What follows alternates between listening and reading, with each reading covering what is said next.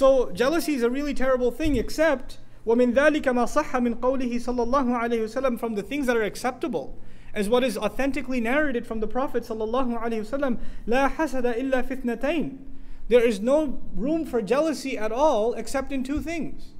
رجل آتاه الله تعالى مالا وسلطه على هلكته في الحق.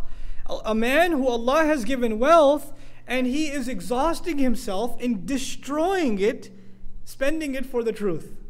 He just wants to get rid of it all. And the words are really interesting. في هلكته, to destroy that. I don't want to look at it. I want to give it all up. It's like he can't hold on to it. He wants to give it up for the sake of Allah. This attitude of giving, when somebody has that, you say, man, I'm not just jealous of his wealth. You know what you're jealous of there? His attitude.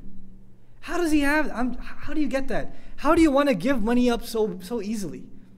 Like it's hard for him to hold on to it. It's easy for him to give. What's the case with most of us? It's hard for us to give it. It's very easy to hold on. You know, especially when it comes to fil haqq, in the truth, spending in the path of the truth. It's very difficult. You know, fundraising can be like pulling teeth. For you to give $100 towards the building of a masjid, or helping out the madrasa or whatever else, right? This da'wah program or this or that, it's very difficult. But when you go to Walmart, you don't think twice. Swipe the card, it doesn't hurt. You don't think, man, this money could have been better used for the kids' college fund or this. No accounting comes to your head. But when it comes to spending in the path of Allah, all of a sudden all of you become CPAs. Man, this money could have been, I need it over there, and this bill and that bill, and the whole financial balance just rolls before your eyes. It's like you've logged into your online account just sitting there in front of the masjid while the fundraiser is going on, right? And you think all of the reasons why you should not be giving. But this person we should be jealous of, who when the opportunity comes to give, he just let me get rid of it. It's like it's on fire when it's with him, and he just wants to get rid of it. This is the first person we should be jealous of. No, some people don't understand this, and what do? Man, I wish I was wealthy like him. If I was, I would spend too. No, you wouldn't. Just like the money part. You'd spend, but not like he spends. Right? So sometimes we have these, I really want to be rich so I can spend in the path of Allah. Yeah. You really mean that? Or do you mean I really want to be rich and yeah, I'll spend a little, I guess, because I feel bad. I said that already. Right? SubhanAllah, we can't play games with our intentions. And so this person, it's someone to be jealous of, something to aspire. Then, وَرَجُلٌ آتَاهُ اللَّهُ تَعَالَى الْحِكْمَةِ فَهُوَ يَقْضِي بِهَا. That's the first. He says, a man who Allah has given wisdom. Here we learn, just like mal comes from Allah, you don't earn mal, you also don't earn what?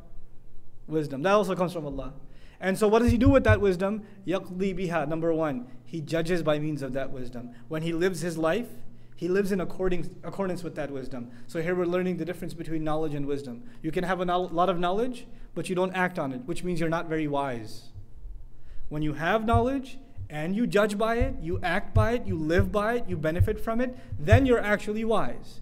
Knowing a lot is not difficult. You can memorize the entire Quran, thousands of hadith, you can learn Arabic, you can learn fiqh, tafsir, aqidah, you can learn all the ulum you want. You can become an alim. That's easy. That's not the hard part. The hard part is hikmah. Hikmah, the ancient Arabic definition of hikmah was you learn something beneficial and you act on it. If you do those things, then you are hakim. For example, fire burns. Simple knowledge, fire burns. If you still touch it anyway, you're not very wise. Wisdom would be you have beneficial knowledge and that leads you to proper action. You stay away from fire. So number one, آتاه الله تعالى الحكمة فهو يقضي بها. And then the second, وَيُعَلِّمُهَا النَّاسِ. He teaches the people with it. Allah gave him wisdom and he uses it to teach the people. Here it's something else. Allah didn't say he teaches people knowledge. He says he teaches people what? Wisdom. He lives by it first, then he teaches people wisdom. This is a person to be jealous of. This is a person that not only lives by it, but instills in people the love of knowledge and the love of acting upon that knowledge. May Allah make us people of wisdom, and may Allah make us people who instill wisdom in others.